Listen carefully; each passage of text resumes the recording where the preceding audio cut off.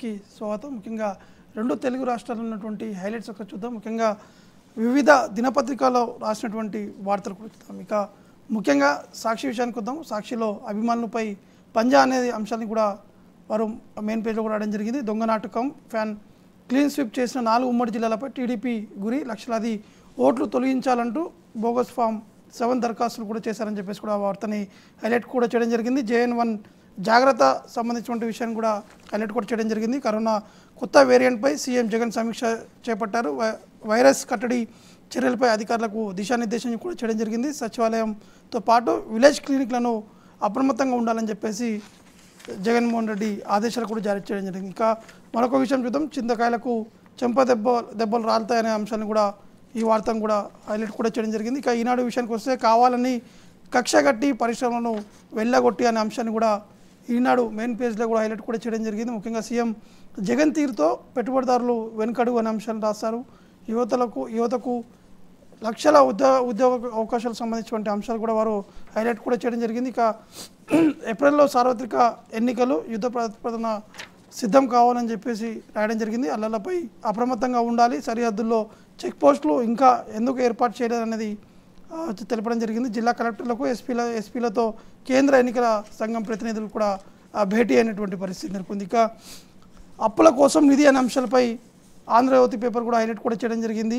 App ద్వారా corporation ఆస్తులు వివరాలు సేకరణ, దానిలో అప్లోడ్ చేయాలని సర్కార్ ఆదేశం, కేంద్రం ఇచ్చిన అప్పులు అనుమతి పూర్తి, దీంతో జగన్ ప్రభుత్వం కొత్త ఎత్తులు అనే అంశాలు కూడా హైలైట్ కూడా చేయడం జరిగింది. వైసీపీలో టికెట్ల గందరగోళం అనే అంశాలు కూడా రాశారు. చీకట్లో చిరుదివేళ వస్తున్నామని చెప్పేసి కూడా ఆంధ్రప్రదేశ్లో మరొక కొత్త పార్టీ కూడా రావడం జరిగింది. అన్ని నియోజకవర్గాల్లో పోటీ చేస్తాం, ఆంధ్రకు స్వర్ణ భవిష్యత్తును సాధిస్తామనే అంశాన్ని కూడా ఆంధ్రజ్యోతిలో హైలైట్ కూడా చేయడం జరిగింది. ముఖ్యంగా నిన్న జేడీ లక్ష్మీనారాయణ కూడా ఈ యొక్క పార్టీ పేరును కూడా ప్రకటించడం జరిగింది. ఇక మరొక విషయం చూద్దాము. అంటే జేడీ లక్ష్మీనారాయణ నిన్న శుక్రవారం బెజవాడలో పార్టీ పథకాన్ని జేడీ లక్ష్మీనారాయణ కూడా ఆవిష్కరించినటువంటి పరిస్థితి నెలకొంది. ఇక మరొక పేపర్ చూద్దాము. 2 నెలల పసిపాపకు కరోనా, 14 నెలల చిన్నారికి కూడా పాజిటివ్ వచ్చిందని చెప్పేసి కూడా వైద్యులు కూడా చెప్పడం జరిగింది. రాష్ట్ర వ్యాప్తంగా ఒక్కరోజే 11 కేసులు. అంటే తెలంగాణ విషయం ఇది. నీలాపూర్లో ప్రత్యేక ఐసోలేషన్ చికిత్స దవాఖానలో 24 పడకలతో ఒక వార్డును కూడా ఏర్పాటు చేసినట్టు కూడా చెప్పడం జరిగింది. ఇక మరొకటి తెలంగాణ సంబంధించినటువంటి వార్త చూసుకుంటే తెలంగాణ ప్రగతి ప్రస్థానంపై స్వేదపత్రం అనే విషయాన్ని కూడా హైలైట్ చేయడం జరిగింది. గణాంకాలతో సహా వాస్తవ రాష్ట్ర ముఖ చిత్రం నేడు విడుదల చేయనున్న బీఆర్ఎస్ పార్టీకి సంబంధించినటువంటి సీనియర్ నేతలు కూడా విడుదల చేసేటువంటి అవకాశం కనిపిస్తుంది. అంటే రాష్ట్రంలో ఉన్నటువంటి పరిస్థితుల అంశాలు, గతంలో ఉన్నటువంటి పరిస్థితులు, ఇప్పుడు ఏ విధంగా ఉన్న అంశాలపై కూడా బీఆర్ఎస్ ఈ యొక్క స్వేదపత్రం కూడా విడుదల చేసేటువంటి అవకాశం ఉన్నాయి. తెలంగాణ ప్రతిష్టను దెబ్బతీస్తే సహించబోమని చెప్పేసి చెప్పడం జరిగింది. అగ్రగామి రాష్ట్రాన్ని అవమానిస్తే మాత్రం ఊరుకోమని చెప్పేసి కూడా కేటీఆర్ ఈ విధంగా కామెంట్స్ కూడా చేశారు. తన ట్విట్టర్లో కూడా ట్వీట్ కూడా చేసినటువంటి పరిస్థితి ఉంటుంది. ఇవన్నీ అంశాలపై చర్చ మనతో పాటు టీడీపీ నుంచి ఉప్పలపాటి శ్రీనివాస్ చౌదరి గారు అధికార ప్రతినిధి మనకి లైవ్లో అందుబాటులో ఉన్నారు. మదిరెడ్డి శ్రీనివాసరెడ్డి వైసీపీ నుంచి మనకి లైవ్లో అందుబాటులో ఉన్నారు. రేగడి లక్ష్మణరావు జనసేన పార్టీ నుంచి మనకి లైవ్లో అందుబాటులో ఉన్నారు. కోటేశ్వరరావు గారు సీనియర్ విశ్లేషకులు మనకి లైవ్లో అందుబాటులో ఉన్నారు. అందరికీ గుడ్ మార్నింగ్ అండి. ఎస్, మొదటగా వైసీపీ నుంచి స్టార్ట్ చేద్దాము. శ్రీనివాస్ రెడ్డి గారు నమస్కారం, గుడ్ మార్నింగ్. ఎస్, ఏం చెప్తారండి ఇప్పుడు ఆంధ్రప్రదేశ్లో మరొక వచ్చింది ఆల్రెడీ, దానికి సంబంధించినటువంటి పేరును కూడా ప్రకటించడం జరిగింది. మీరేం చెప్తారండి ఆంధ్రప్రదేశ్ రాజకీయాలకు సంబంధించిన విషయంలో? ఎందుకంటే మీరు అధికారంలో ఉన్నారు కాబట్టి. కక్షగట్టి పరిశ్రమలను వెళ్ళగొట్టి శ్రీనివాస్ రెడ్డి గారు విషం కక్కేటటువంటి పత్రిక. హలో, చెప్పండి. కక్షగట్టి రాసేటటువంటి వార్తలు తప్ప ఆంధ్రప్రదేశ్ రాష్ట్రం మీద ఇతర ప్రాంతాల్లో చెడు అభిప్రాయాన్ని కలిగించి తన యజమాని అయినటువంటి చంద్రబాబు నాయుడుకి ప్రయోజనం కలిగించాలనేటటువంటి దుగ్ధ తప్ప. ఎందుకంటే ఆ ఈనాడు పత్రికలో ఉన్నటువంటి తప్పుడు వార్తల్ని ప్రజల సమక్షంలో, లక్షలాది మంది ప్రజల సమక్షంలో జగన్మోహన్ రెడ్డి గారు అర్థమయ్యేటట్టు చెప్పినా కానీ దాని గురించి ఒక్క ముక్క కూడా నిన్నటి పత్రికలో రాసుకోవాలి. అంటే తన గురించి కానీ లేదా చంద్రబాబు నాయుడు గారి గురించి కానీ వాస్తవాలు చెప్తే రాయరు. ఒక్కసారి వారు చెప్పిందే నిజం అనుకుందాం నవీన్ గారు. వారు చెప్పిందే నిజమనుకుంటే ఆంధ్రప్రదేశ్లో ఈపీఎఫ్ ఎంప్లాయ్మెంట్ ప్రావిడెంట్ ఫండ్ అండి, ఎంప్లాయ్మెంట్ ప్రావిడెంట్ ఫండ్ వచ్చేసి ఈపీఎఫ్ ఖాతాలండి. అంటే ఉద్యోగస్తుల ఖాతాలు ఉంటాయి. ఆ ఖాతాలు 45 లక్షలు ఉండేయండి 2019లో. ఈ రోజున ఆ ఖాతాలు వచ్చేసి 61 లక్షలండి. అంటే 16 లక్షల ఉద్యోగాలు పెరిగాయండి ఆంధ్రప్రదేశ్ రాష్ట్రంలో. ఇది కళ్ళేమన్నా దుబ్బే అంటున్నా ఈనాడు ఏదైనా కూడా సరే వార్తా పత్రికల్లో అక్కడ ఉన్నటువంటి నీచమైనటువంటి వార్తలు రాయొచ్చా, ఇంత తప్పుడు వార్తలు రాయొచ్చా మీ ద్వారా నేను ప్రశ్నిస్తున్నా. ఈ విధమైనటువంటి డెవలప్మెంట్ కనబడతా ఉంటే ఉద్యోగాల యొక్క డెవలప్మెంట్ అనేది గ్రామాలలో ఒకప్పుడు 63 నిరుద్యోగులు ఉంటే ఈ రోజున 45కు తగ్గింది. ఒకప్పుడు గ్రామాలలో 73 మంది నిరుద్యోగులుంటే ఈ రోజున 65కు తగ్గింది. కళ్ళు కనపడవా? నన్ను తొబ్బేసే కళ్ళేమన్నా? వచ్చినటువంటి పరిశ్రమలు కనపట్లేదా? కొప్పర్తిలో వచ్చిన పరిశ్రమలు కనపట్టలేదా? శ్రీ సిటీలో వచ్చిన పరిశ్రమలు కనపట్లేదా? ఇన్ఫోసిస్ కనపట్లేదా? విప్రో కనపట్లేదా? ఎక్కడ ఏం పెట్టుకొని రాస్తున్నారు ఈ వార్తలు? ఎవరిని మాయ చేయాలని రాస్తున్నారు?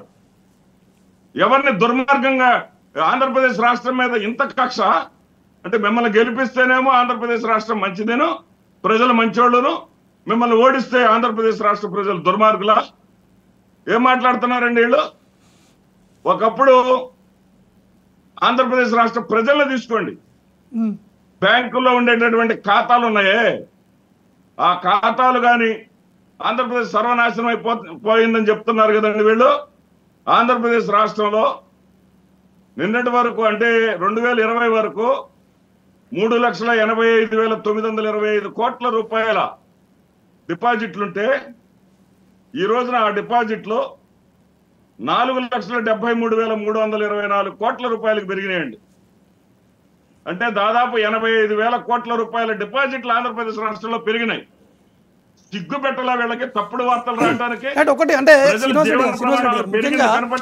రాష్ట్రంలో సరే ఓకే అపోజిషన్ ఉన్నారు, పెరిగింది. ఒకప్పుడు టీడీపీ జనసేన అక్కడ ఉన్నటువంటి అపోజిషన్ పార్టీస్ సంబంధించిన విషయము సరే సపరేట్, కానీ వారు ఖచ్చితంగా రాష్ట్ర ప్రభుత్వంలో ఏదైనా ఇష్యూస్ ఉంటే ఖచ్చితంగా వారు లేవనెత్తేందుకు వారికి అది ఉంది, స్వేచ్ఛ ఉంది. కానీ వారు చెప్పేది ఏ కంపెనీ పోయిందో వెనకపోయిందో చెప్పానండి, ఏ ఒక్క కంపెనీ పోయిందో చెప్పానండి. ఆవేశం కట్టలు తెచ్చుకొని వస్తున్నాయి. ఈ రోజు ముక్కోటి ఏకాదశి మీకు ముందుగా శుభాకాంక్షలు చెప్పి ప్రారంభిద్దాం అనుకున్నా. ఇదేం ఉచితంగా వేస్తున్నాడు ఈనాడు, కొనేవాళ్ళు లేక ఉచితం. ఈ అపార్ట్మెంట్ లో 40 మంది ఉంటే 40 మందికి ఉచితంగా స్టార్ట్ చేశారు. అంటే విష ప్రచారం. మేము తెలుగుదేశం పార్టీ తరఫున పాంప్లెట్ వేస్తాం, మా పాంప్లెట్ అందరూ చదవండి, మీరు జగన్మోహన్ రెడ్డి గారి మీద వ్యతిరేక భావాన్ని పెంపొందించుకోండి, రేపు మాకు ఓట్లు వేయండి. ఎంత దుర్మార్గం సార్! తలకిందులుగా తపస్సు చేసినా సరే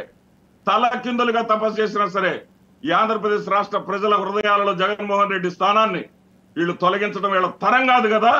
151 నుంచి 160, 175 స్థానాలకు చేరుకోబోతోంది వైఎస్ఆర్ కాంగ్రెస్ పార్టీ. అంటే ఖచ్చితంగా అంటే మొన్న జరిగినటువంటి యువగలం పాదయాత్ర ముగింపు సభలో కూడా జనసేన పవన్ కళ్యాణ్తో పాటు చంద్రబాబు నాయుడు, లోకేష్, బాలకృష్ణ చాలా మంది పాల్గొన్నారు. ఆ సమయం కూడా వారు స్పష్టంగా చెప్పారు, ఖచ్చితంగా వచ్చే అధికారం మాదే, మేమే రాబోతున్నాము. ఆంధ్రప్రదేశ్లో ఉన్నటువంటి ప్రజలు వైఎస్ఆర్సీపీని నమ్మలేకపోతున్నారు.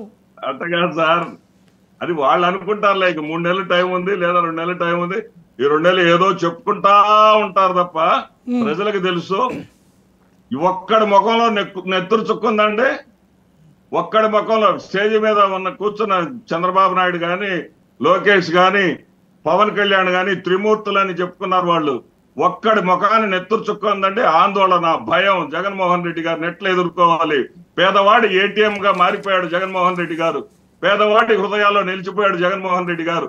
ఈ జగన్మోహన్ రెడ్డి గారిని తట్టుకునేదెట్లా, ఈయన ఓడించేదెట్లా, ఈయన కాదని ప్రజల్లోకి వెళ్ళేదెట్లా అని చెప్పేసి వాళ్ళ ముఖాల్లో బేలతనం, ఆందోళన స్పష్టంగా కనపడిందండి. వాళ్ళు బయటకు వచ్చి ఎన్ని చెప్పుకున్నా, రాను అనుకుంటేనే వచ్చాను, రాకూడదు అనుకున్నాను, కానీ చంద్రబాబు నాయుడు గారు, లోకేష్ గారు, బాలకృష్ణ గారు నా ఇంటికి వచ్చేసరికి నేను వచ్చానని చెప్పాడు పవన్ రైట్, కళ్యాణ్ ఒక గారు. విషయం ఎస్ అంటే మీరు దొంగ అన్నదానికి ఈ